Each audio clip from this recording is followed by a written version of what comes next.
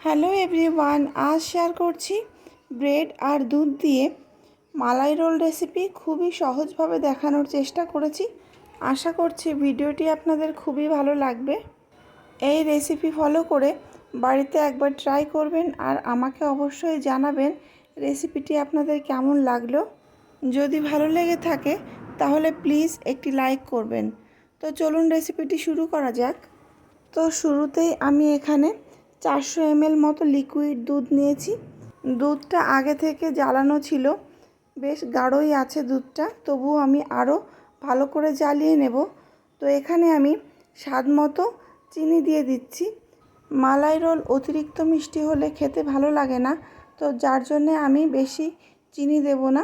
2 table spoon চিনি দিয়ে দিলাম। চিনি দিয়ে ভালো করে নেড়ে নিচ্ছি। আর যেহেতু দুধটা আরও গাঢ় হয়ে যাবে, মিষ্টির পরিমাণ আরও বেড়ে যাবে, তো আমি বেশি চিনি ইউজ না করে 2 টেবিল স্পুন চিনি দিয়ে দিলাম। দিয়ে ভালোভাবে নেড়ে চেড়ে নিচ্ছি। গ্যাসের ফ্লেম কিন্তু এই সময় মিডিয়াম থেকে লোয়ের মাঝামাঝিতেই আছে। 2টো এলাচ আমি থেতো করে দিয়ে দিলাম, যাতে এলাচের ফ্লেভারটা খুব ভালো আসে। এবার ভালো করে নেড়ে চেড়ে জ্বালিয়ে নিলাম। তো এই পর্যায়ে এনে আমি কিছুটা দুধ তুলে নেব। এখান থেকে হাফ দুধ আমি তুলে নেব আর হাফ রেখে দেব। তো হাফটা আমি তুলে নিয়েছি। আর হাফ দুধ একটু ঠান্ডা হয়ে গেলে উষ্ণ গরম অবস্থাতে আমি হাফ কাপ গুঁড়ো দুধ মিশিয়ে দিচ্ছি। বেশি গরম যখন দুধটা থাকবে তখন পাউডার দুধটা দেওয়া যাবে না, তাহলে কিন্তু লিকুইড দুধের সাথে ভালো মিশবে না। তো আমি গ্যাসের ফ্লেম লো রেখে লিকুইড দুধের সাথে পাউডার দুধ ভালো করে মিশিয়ে নিলাম আর গ্যাসের ফ্লেমটা একটু বাড়িয়ে দিলাম।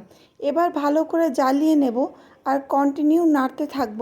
তো এবার আমি 1 টেবিল স্পুন সুজি দিয়ে দিলাম, যাতে মালাই রোলের পুরের বাইন্ডিংটা খুব ভালো হয়। এবার আমি কন্টিনিউ নাড়তে থাকলাম। গ্যাসের ফ্লেম কিন্তু লো করে দিয়েছি। সুজিটা ভালো করে মেশানো হয়ে গেলে গ্যাসের ফ্লেম এবার মিডিয়াম করে দিলাম। মিডিয়াম করে ভালো করে নেড়ে চেড়ে রান্না করে নিলাম। দেখুন অনেকটা গাঢ় হয়ে এসছে। এভাবে আমি নাড়তে থাকবো আর ভালো করে গাঢ় করে নেব। তো দেখুন পুর প্রায় রেডি হয়ে এসছে। যখন এরকমভাবে কড়াই থেকে উঠে আসবে তখন বুঝতে হবে যে আমার পুরটা সম্পূর্ণ রেডি। তো আমি ভালোভাবে মিনিমাম 8 থেকে 10 মিনিট মতো রান্না করে নেওয়ার পর কিন্তু আমার পুরটা সম্পূর্ণ রেডি হয়ে গেল। এবার নামিয়ে নেব। তো অন্য একটি পাত্রে আমি নামিয়ে নিয়েছি।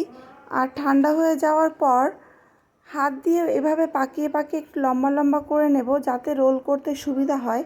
তো দেখুন সমস্ত পুর আমি এভাবে লম্বা লম্বা করে পাকিয়ে নিয়েছি। তো এবার রোল তৈরি করতে হবে, তার জন্য আমি ব্রেড নিয়েছি। ব্রেডগুলির সাইডের ব্রাউন অংশ কেটে বাদ দিয়ে দেব, যাতে আমার রোল তৈরি করতে সুবিধা হয় আর দেখতেও ভালো লাগে।